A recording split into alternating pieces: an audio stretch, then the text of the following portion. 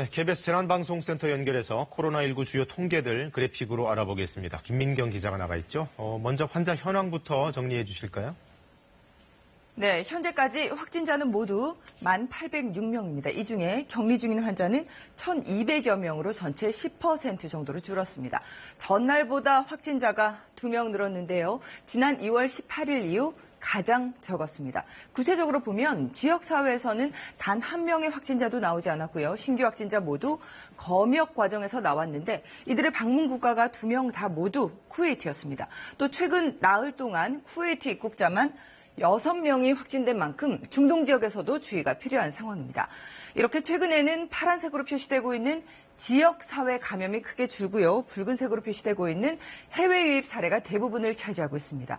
구체적으로 보면 특히 지난달 30일과 지난 2일에 이어서 사흘째 해외 유입 사례만 나오고 있습니다. 현재까지 해외 유입은 모두 1,104명으로 전체 확진자의 10%를 넘었습니다.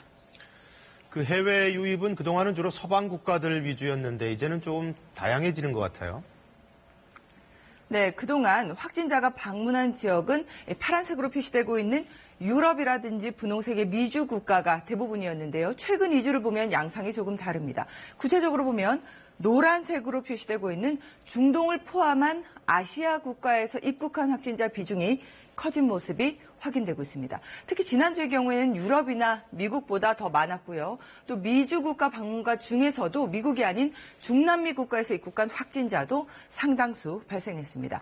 세계적으로 변화하는 상황이 반영된 걸로 보이는데요. 실제로 최근에는 미국이나 서유럽 국가뿐만이 아니라 러시아나 브라질에서 확진자가 급증하고 있고요.